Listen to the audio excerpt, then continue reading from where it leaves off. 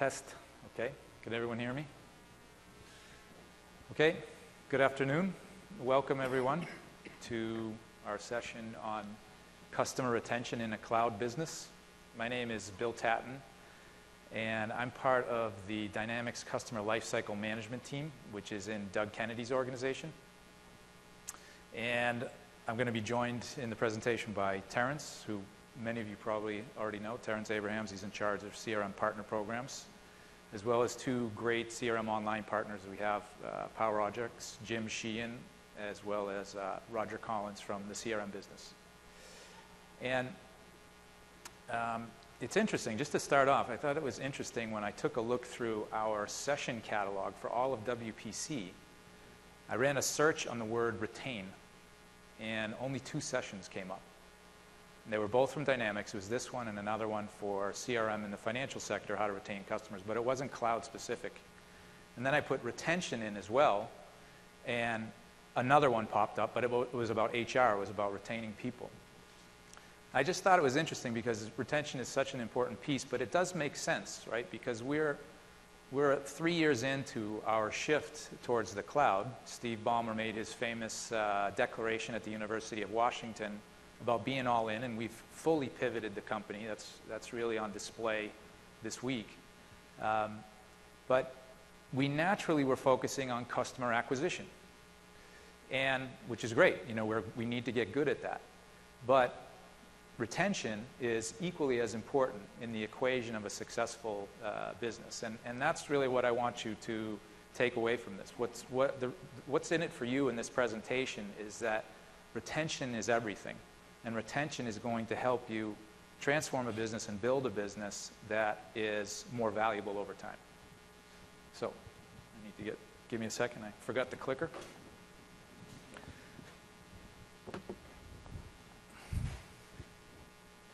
So I'm going to talk about churn, the enemy of retention, what it is, define it, give it a little bit of context, and then Terrence will come up and talk about what we can do to work against churn, and then we're going to have Jim and Roger come up and talk about their experiences.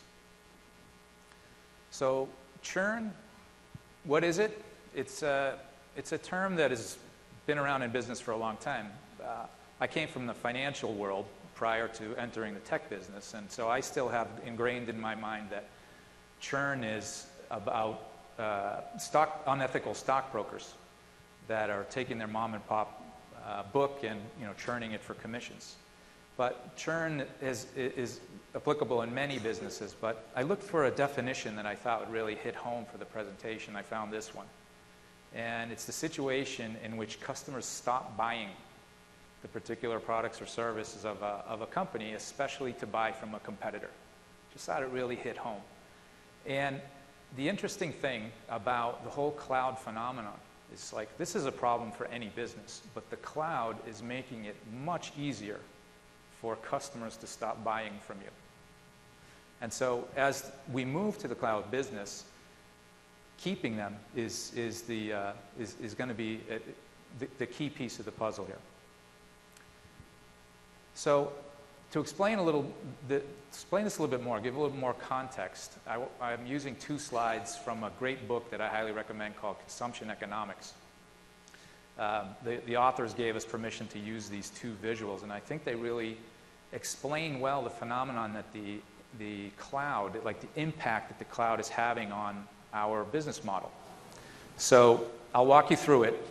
In the bottom left, just take a look at the bottom left, we'll start there. And across the bottom, it's basically the sales cycle that partners and Microsoft go through to try to bring a customer through a sales process. And it's, and then through a 4-year life cycle. And in this example, they talk about gaining $2 million over the course of a couple years. And it's the same thing on the next slide. But if you look closely, what you can see that the first bubble represents the initial upfront, the large first bubble represents the initial upfront purchase that we're all accustomed to getting by the customer. We put in a lot of sales and marketing, a lot of effort to sell this vision and get the customer to say, I agree, right? But if you look really deeply into this, what it's not explicitly saying is that the risk lies more with the customer than with the partner and the publisher. And so we both get a lot of money up front. There is still some revenue to be had in the outer years, but the customer is taking much more risk, right? And during the last 25 years that we've been using this model, customers have been saying, how can I reduce my risk? How can I get a taste before I really commit?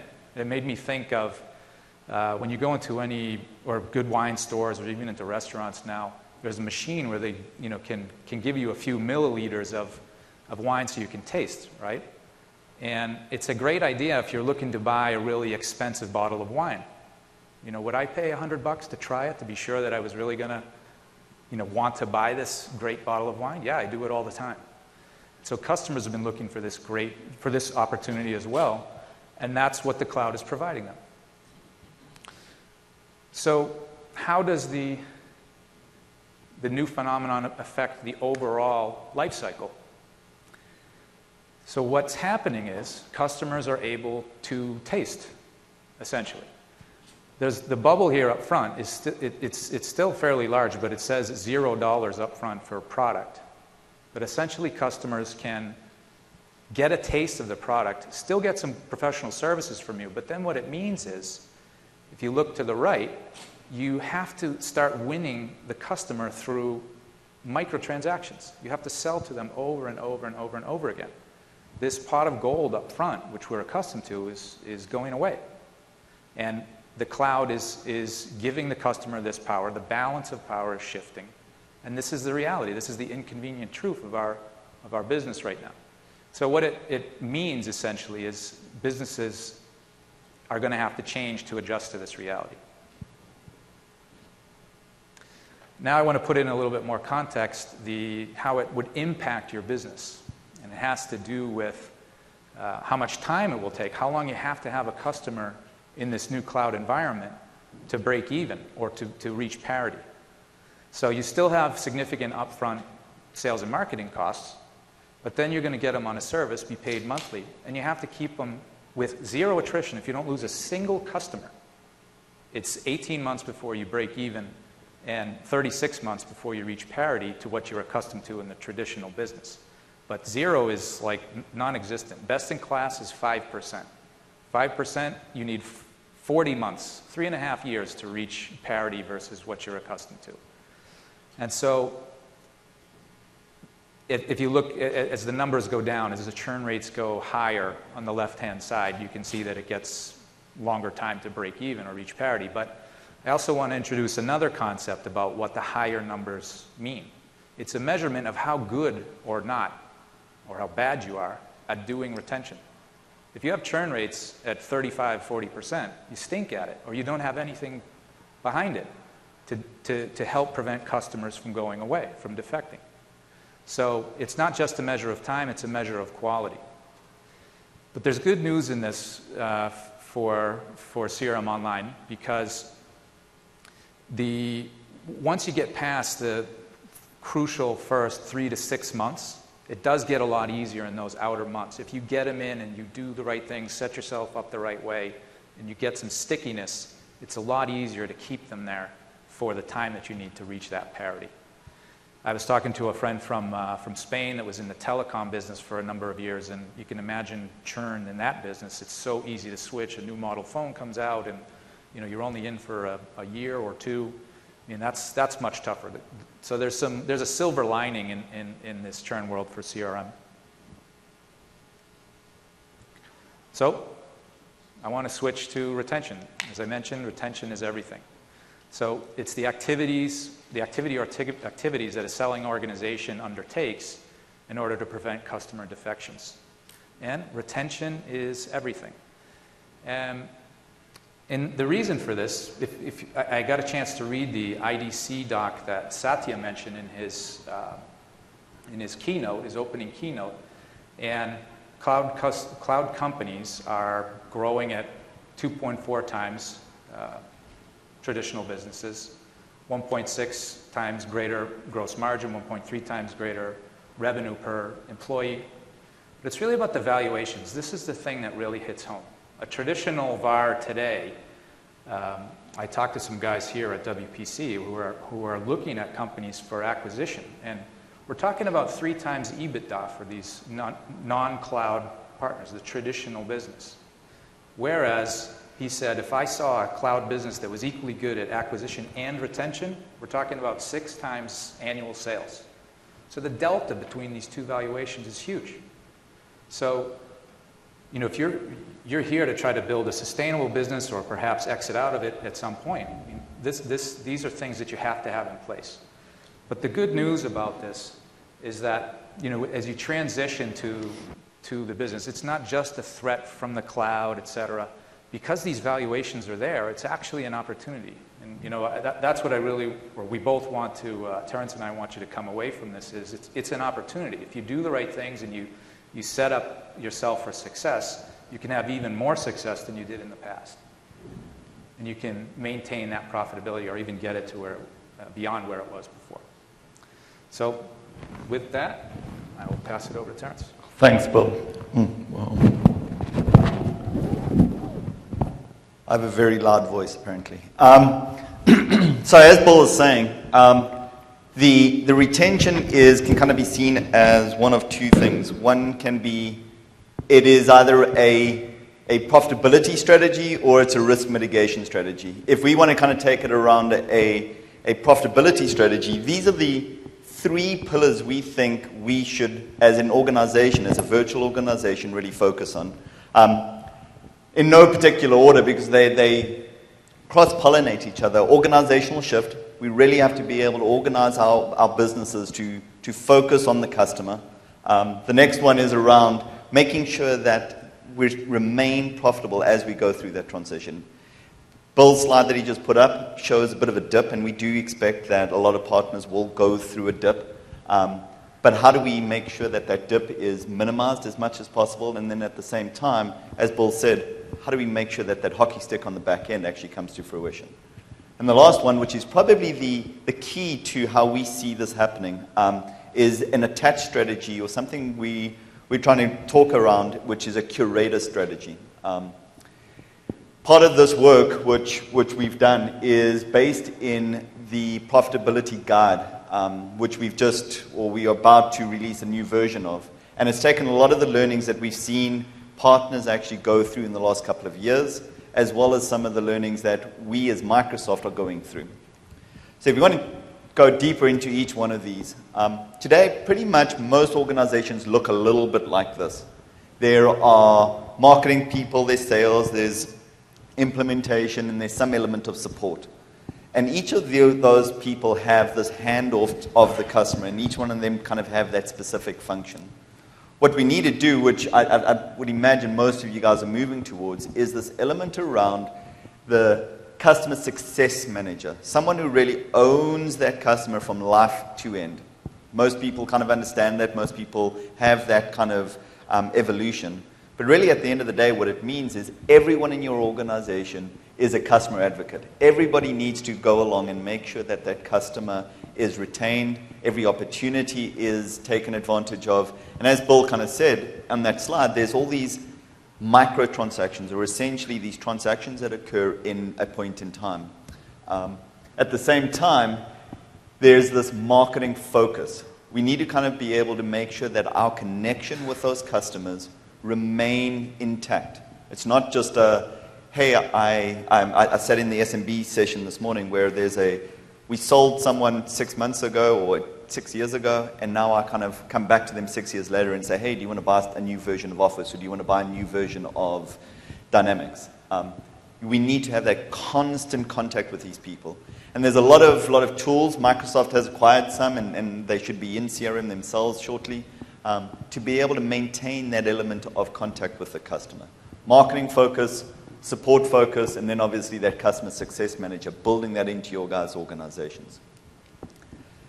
The other one, or the deeper component around there, the marketing, is why is this important? And most of you guys would have heard from a customer buying persona or buying behavior, things are changing. Customers don't want to really be sold to anymore. They want to be educated, they're going to find their own education, and then they go along and kind of make a purchasing decision. You have to be front of mind. You have to be out there making sure that you understand your customers' needs and are constantly giving them ideas and giving them thought around, hey, maybe you should improve this process, or here's what small businesses are able to do with A, B, and C, or here's what this particular vertical is able to do with these type of solutions. Constantly staying front of mind and educating your customers. And that's how you maintain that element of relationship.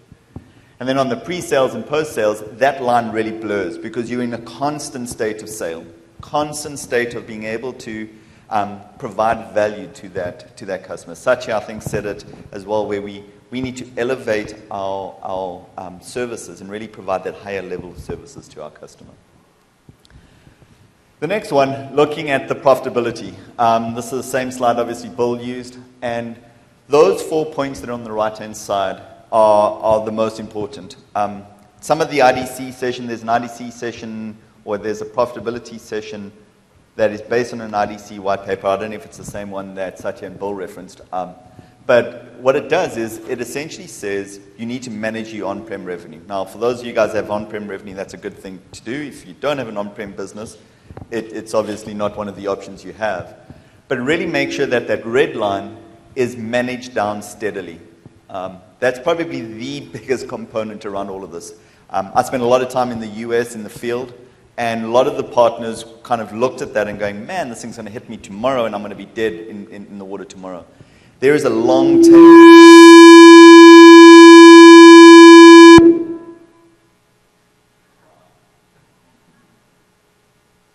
Be back?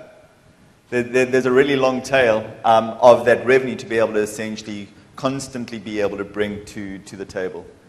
Align compensation and churn with churn and revenue. Making sure that we as Microsoft, we're doing this as Microsoft, we pay on something, our internal field, we pay on something for CRM called net seats. Net seats is essentially the number of seats that are come in from a gross perspective minus the number of seats that we've actually lost that year. So our salespeople are really focused on obviously adding as much as possible, but also going along and really feeling the pain as those seats leave. A lot of partners, and you guys can build your businesses the way, obviously, that metrics and alignment that you need. But you need to make sure everybody's accountable to both of those sides of that coin. The last one, or the second last one there, is attach as much services as possible, or as many as services as possible, depending on how you kind of want to think of a service. Try and get in and make it as sticky as possible. How do I actually do that? Whether it be selling another Microsoft service, selling your own IP, selling your own services. How do you essentially make that in a constant selling component so that as a customer, if I believe I'm going to kind of transition from CRM to, I don't know, whatever I want to be able to transition to as a service, I need to know that I lose all of these other things. I lose my office, I lose that IP that I have, I lose that great support I have, I lose all of these other components. And people will start rethinking about why should I be able to do that. And then obviously focus on customer retention. That is the key to all of the stuff. The more customers you can make, and Bill kind of showed that on his slide. From an attach or a curator strategy, this is a key component, and I've kind of mentioned it a few times already, selling in waves. This ability to be able to constantly sell in waves. You don't need to read all of that, but what you should think about really from a sales execution point of view is have a set sort of an approach that ties into your marketing strategy, ties into your marketing communications, that really allows you to, on a very predictable basis, engage with customers. I think you'll hear Roger kind of say he goes in with a very targeted approach, but if that one doesn't work, there's a backup strategy. I'll lead with whatever options they prepare to take. So have a very, very predictable kind of motion that you can engage with your customers on. The next one is a concept that, as I said, we've been working on, Bill, myself, and another gentleman, have been working on in trying to think through what would this partner model look like. If you kind of take this concept of selling in waves, you take on the concept that the customer wants something simple to kind of digest up front, and then there's all these tons of services that we're going to create, and you really can start seeing being created. Proliferation of these little services everywhere, from I don't know, disk management to managing your identity to doing all of these things. Each of those lines of those services today have someone trying to peddle them. Someone is my disk guy, someone is my telephone guy, someone's my this, all of these different services. But the cloud's going to take away a lot of that complexity. Cloud will take away a lot of that complexity in being able to have that domain expertise from a technical component. You still need to be able to pull it together. So if you kind of think about what the customer wants, they've got all of these different services. Now, those services can be anything. We just made up those lists of services. But think about those services really being anything that's out there. There's telephony, there's ERP, there's CRM, document management, there's BI, there's processes, mobile access, there is social monitoring, there is mail campaigns, you can continue with that list as far as you want to be able to go. And each of those, as I said, have their own service provider. But what happens if you could go along and start bringing those all together? You as an organization bring those all together and you curate them for the customer. So you essentially are that front point where you bring all of that stuff together, you package it up nicely, and you provide that to the customer as a one-point solution. Some of the stuff, and I don't know how many of you guys still Office at the moment, but like really big news that I think Tammy announced at the keynote yesterday or the day before is the availability of Office, the e-SKUs, so it's specifically a type of SKU, but Office on the open platform. What that means essentially at the end of the day is that you have the billing relationship, that little red line, you maintain the billing relationship with your customer. You're essentially be able to aggregate all of those services together and be able to provide it back to that customer, getting that unique value proposition. What do we think you need as an organization to essentially be able to do that? It's a step further than a trusted advisor, but you essentially have to own the customer's technology strategy. They have to see you as an advisor, as part of their board. And then what they'll be able to start doing is bringing you in to be able to add incremental services to their offerings. Owning that integration and validation, it's not simply just all I'm doing is aggregating and putting it on. You actually have to add something. There has to be some synergies between all of these services to be able to make them work together. Then obviously owning the billing relationship and owning the support. Those are the points of the contact where that customer comes back to you and asks you for support. If you can't help them, obviously the customer's going to go to that point of source where they're able to get that help. This is a model that today I'd say to you, we did this presentation yesterday where we pitched this, and some partners kind of have this approach that says this seems a little far out. It seems a little bit way out there from a perspective of being able to essentially achieve it. And I'd say to you, things like CRM, the open SKU from the Office side, CRM will be hopefully on there soon. Our billing engine, you heard, I think Tammy again say, part of our value prop is really making our billing engine the most flexible possible. So any of you guys are buying things on your Windows 8 devices or you're buying anything on your phones, that all goes through the same billing engine that Office, CRM, everybody goes through. That engine is a huge investment for us to really be able to facilitate that for our partners. So it's not something that I would say to you, you can go and do tomorrow, but it's definitely something that from a partner business is an option. So with that, what I think is probably a good time is to hand you over to Jim. Jim is the CEO of Power Objects and has been one of those partners that we've kind of worked with fairly extensively in trying to guide us and help us. You're going to turn it on there, my mate.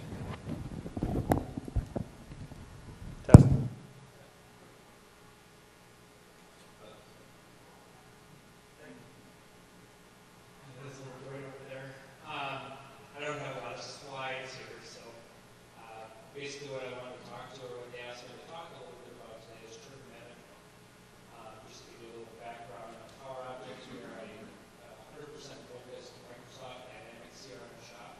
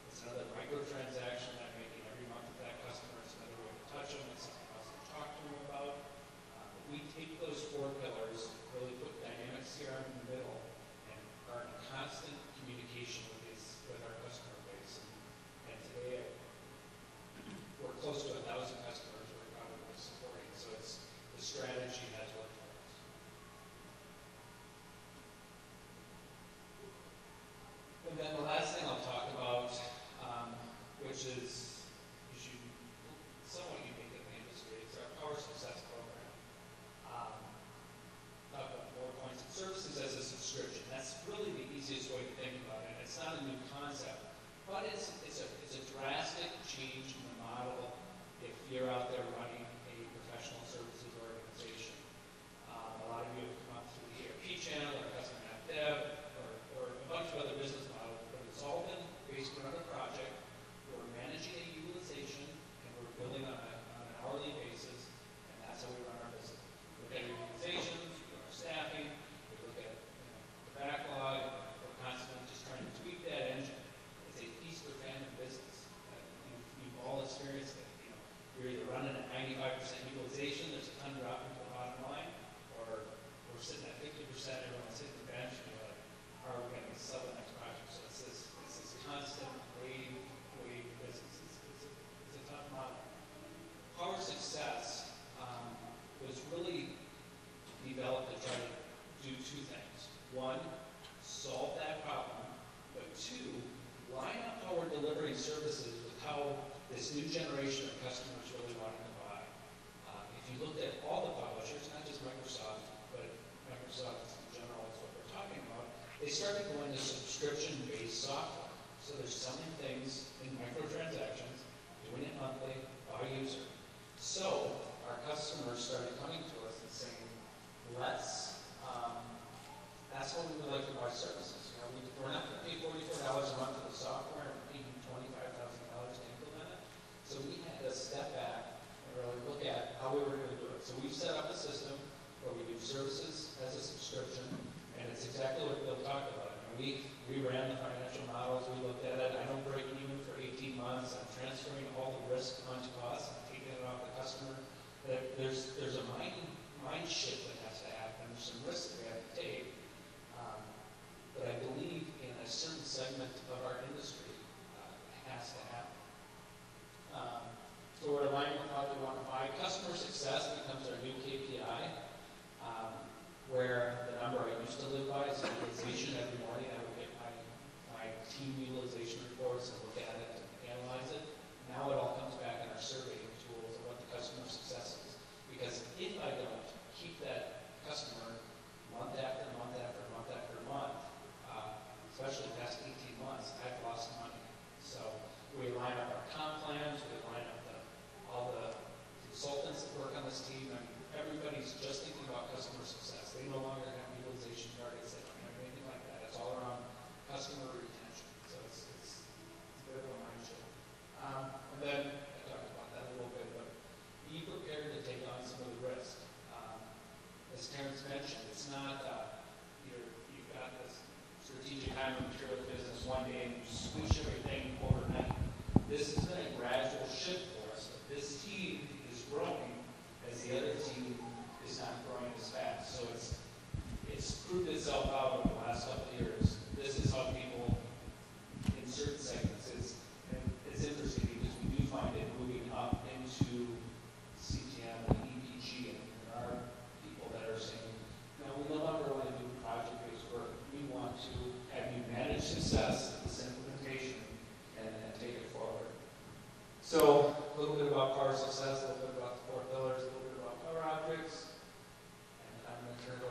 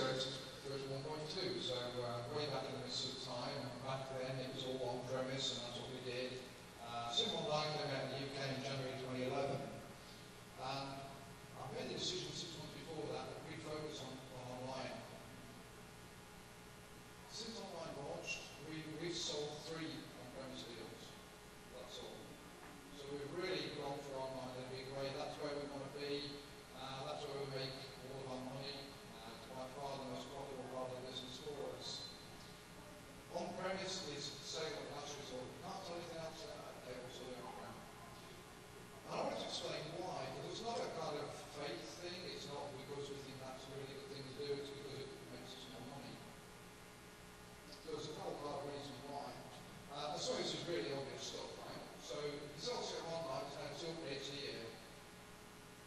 Every update's a learning opportunity. It's simple. Every time there's an update, there's a chance to go out and sell new consultancy, new services, and that's business just being generated by the good work of Microsoft, bringing more opportunities twice a year. Really simple. The other thing that we found very effective is to sell add-on products in the way that Jim's referred to, either our own products or third-party products. So things like core revenues, rebound marketing, etc. So I didn't check this out with Terence right before, and I'll say something now that you feel entirely free to disagree with, so I don't as you wish, that's why I'm moving, so I'm harder to throw things out. For me, there's got to be more to a strategy to avoid churn than just aiming for the best customer service in the world. That's a good thing to do, right? Well, there's more to it than that for me. Part of that is trying to lock customers in. We all talked about it's easy to change now, so the cost of change has become very low. It's easy for customers to go out and find your suppliers and move to them. But if you integrate your CRM solution with back-end systems, with Dynamics ERP or Sage or SAP or whatever it might be, if you integrate it with a telecom system or whatever through things like Stripe, you are starting to lock the customer in. I quite like that as a strategy, is that, yeah, we'll do a great job for the customer, provide great service, but let's try and protect our position with the customer by actually building back up the cost of change.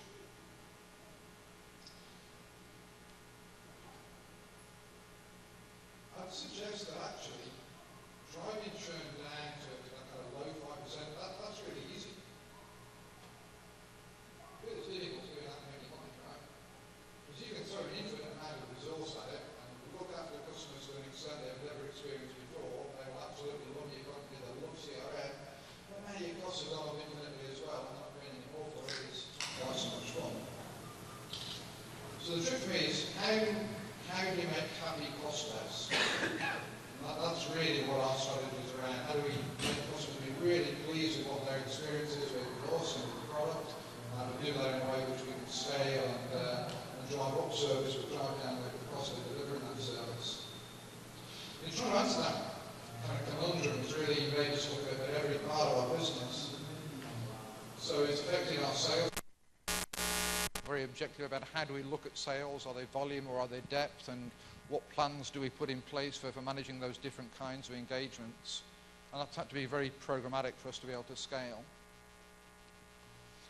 Probably the biggest area for me, though, is it's changed our approach to support and service delivery.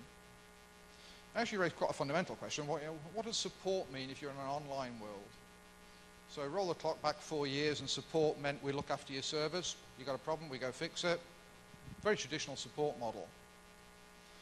But that's different. If you're in an online world, the servers are supported by Microsoft. We couldn't access them if we wanted to, right? The client's support requirements are pretty low. Things don't go wrong very often. They're usually fixed very easily. So support has to mean something quite different. And we realize that from a customer's perspective, if we look at it in terms of what they want, we get a lot of noise in the background there. If you're looking at it from what the customer wants, they don't understand or differentiate between support and service. It's all the same thing.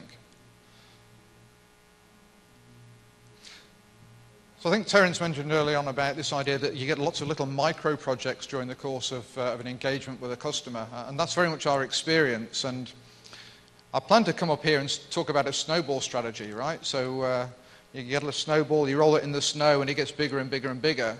And I thought, yeah, but you're in Houston. You probably don't get a lot of snowballs in Houston, right?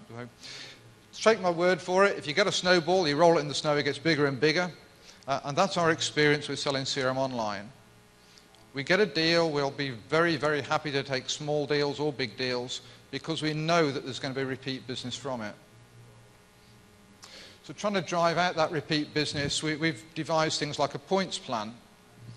So now we don't sell a support plan anymore because it became meaningless for online customers. They don't understand why they should pay for support when actually Microsoft supports the servers. What's all that mean? So we'll sell you a points plan. I don't care whether you use the points for on-site training, remote consultancy, technical support. Use it any old way you wish. I just want you to engage with us on a support subscription model that you can call off over a period of time. People will have very different views on that. For us, devising that as a points plan has proven quite effective. We spent a bit of time investing in what that model looked like, because you find if you tweak the numbers on the spreadsheet a bit, it can make a huge difference to your profitability. And we've invested some of our own time and effort in devising learning snacks. So a learning snack is no more than 10 minutes, absolute maximum, and it'll be one topic on CRM. So how to do advanced find, how to create a chart, how to generate a report, whatever it might be. We have a kind of syllabus of these things that we've devised. They're completely free. Anybody can get them. And they, having once invested in developing these things, are a really good way to keep customers coming back to you. The final slide on every learning snack is a taster for what's on the next learning snack, because we want you to come back and look at the next one. We want to keep you coming back to us. So just some thoughts from my point of view. Things that have been important to us have been that transition to selling services as subscription, as Jim mentioned, to having a model to engage people, to be able to sell them not just once but continually. It's almost like projects finish, but really they're just phases on our journey with the customer now, is the way we want all of our consultants to think of it. We want that to be the way the customer thinks of it. So I hope that's had some value for you, and happy to talk that through with anybody either now or later on. And with that, I think we're back to yourself, Terence. Yeah. Oh, man. So first of all, thank you very much, Roger. Thank you very much, Jim. Guys, so hopefully you've seen, so there is no one solution to this whole thing from Microsoft's point of view. We have Jim, Roger, guys who are doing this in the field. You guys are doing it in the field. But there are some core principles that are consistent throughout what we think needs to happen. How you guys package up your services, or how you package up that IP, or which IP you go after, really is your mix, and that's your magic sauce. I would say to you, I don't know, seems like Adam is no longer here, but if there's any questions, we still got like 15 odd minutes. Any questions? David. So the question is, what do you think your average churn rate is? And you have to hold that right for a while. The average is, what do you think the percentage improvement we've got over? It's interesting because it's easier to look at now in the CRM Online world too. With the on-prem customers, sometimes you didn't really know they were churning, whereas if they don't renew CRM Online, I would say we're 10% or less. We're just sort of getting past our first annual Power Success has been out there, and we've had a significant number of customers probably for the last 12 months, so we're getting up to that point where we're sort of watching that. One of the things that allows us to watch a little bit better is our Power Pack add-ons that go into the solutions. If the people churn out, they unsubscribe out of that, and we see the users disappear, and we see very, very few people unsubscribe.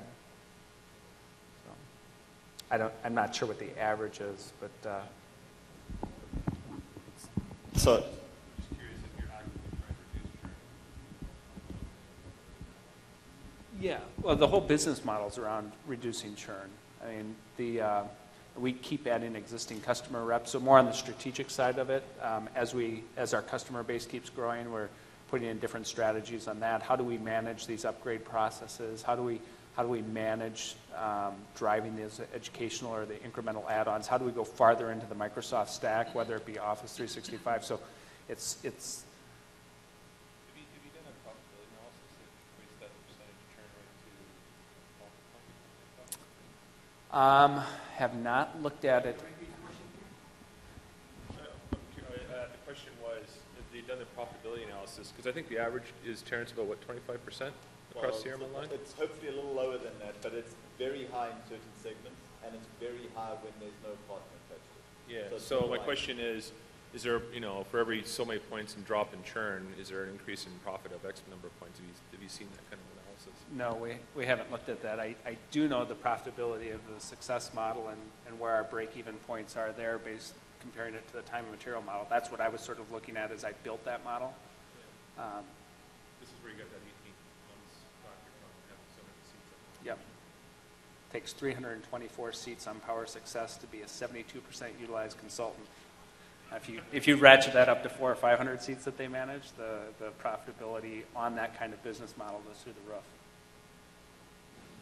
On the power success model, how do you manage the risk that the client effectively, by not having invested up front, is sort of not needing to buy in? Because that's the biggest observation I've got. If the client, you can't implement on a client. Yeah. The client's got to take a sense of ownership, and if they haven't got commercial sense of ownership, So there's only a couple of ways to manage risk. You can buy insurance, or you play the averages.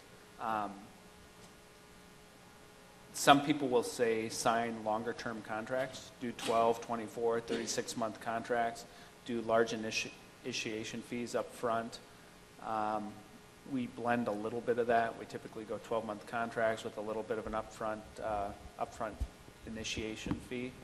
But you cannot mitigate the risk out of that type of model.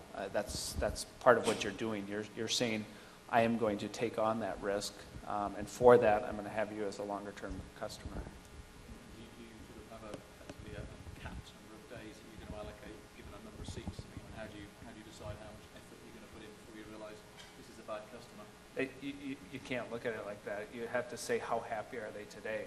If it takes, and we have to figure out incremental ways to add value constantly to keep them happy, because if we just looked at it, I do track it so that everyone books their time against it and we can look at it, and as you would imagine, if it's a new implementation, it's very front-end loaded on the amount of time, and then it tapers off, and we have to make sure that we continually add value to keep them going.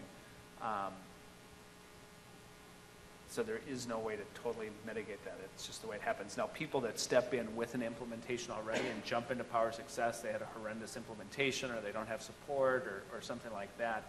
We're starting to get a lot more of those customers jump into Power Success, and it's interesting because they don't take as much time. There's a little bit because they're trying to fix everything that wasn't done right the first time, and then it tapers down quite a bit quicker. I have another question. So you implemented this model about a year ago? A couple of years. So by that point, you'd already had what, 500, 600 customers? No, probably about 300. I mean, we're not 100% in that model. I mean, our company is not all in Power Success. It's probably 20% of our business. It's growing fast. The strategic side is growing fast too. So it's if I had my choice, the whole business would be Power Success because it's a recurring revenue model. And if we talk about exit strategies or we talk anything like that, those multiples and everything around that just makes more sense. I mean, the profit you drive from the model is based off the view of balanced probabilities, right? If you have enough customers in the model, then in theory you make money off it overall because some of them end up making, right? yeah, but the churn does impact a lot because it's so front-end loaded. So the obvious churn point is at 12 months. If we've signed a 12-month contract, something else we learned, so we started doing 12-month contracts. Tell you all my secret sauce, but we got to the 12-month and we said we got to renew them. So it forced that conversation with the customer. Do you want to renew? Let's sign up for another 12 months, and then they have to go through this benefits analysis and are we getting our value out of this and stuff like that? I said, let's quit having the conversation. Initial contracts, now it's 12 months. We just switched to month. At month 13, we don't even bring it up. We just keep going. I mean, we've got to keep adding value. But our risk is if we can't get them to month 18, and that's why it's our job to keep them happy. I mean, if they're not successful, they are going to ask to get out of the program. But we've got all our IP added onto it. They've got access to all of our educational materials. They're getting free training, free support. I mean, we put a ton into this program. Very sticky.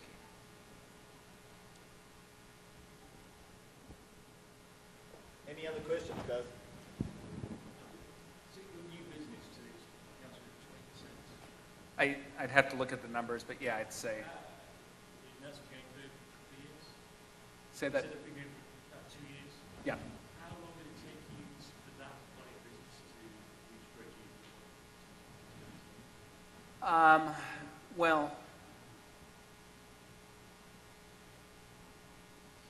depends on how, I mean, there's a lot that goes into, I don't run a separate P&L on the Power Success program. I track a few different revenue buckets. I have recurring revenue, which is our IP that we sell on a subscription model, the Power Success model, the ongoing CSA fees, so there's that piece of it, and I'm managing to a percentage recurring revenue on our P&L, so it's all dropping into that. So really it was incremental recurring revenue from day one, so it was profitable. Then we've got our professional services and software upfront CSA fees. But so it takes, the Power Success, it's an additional $55 a user per month above and beyond the $44, so they're at $99 a month per seat. So you can take a look at what you pay for your consultants, load their cost up with benefits and stuff, and say how many seats at $55 a month. If you just want to look at the human resource that goes against it, there's more cost, as we all know, that goes beyond the human resource.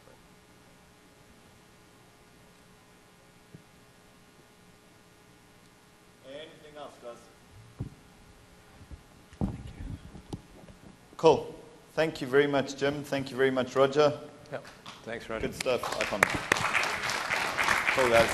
Thank you. Got a couple extra slides to show. The mandatory slide. Oh. There we go. So there we go. Had our Q&A. So for those of you guys who are from the CRM side, the new release of CRM, there is a training blitz day. I'd encourage you all to get out there, register for that. There will be multiple time zones for you to be able to get it, but it gives you everything you need to know about the latest, greatest CRM product. From a dynamics planning, so this is actually really interesting. What this does is if you've got a bunch of customers on SA, software assurance, they get a bunch of points, and those points can get used as proof of concepts, as it were, or planning services to deploy other Microsoft products on an SA. So for example, if I've got SQL, Office, all of my kind of standard stack stuff on an SA, I get a bunch of points, and then I want to roll out CRM, I can use those points to essentially do the planning services around CRM. So really good.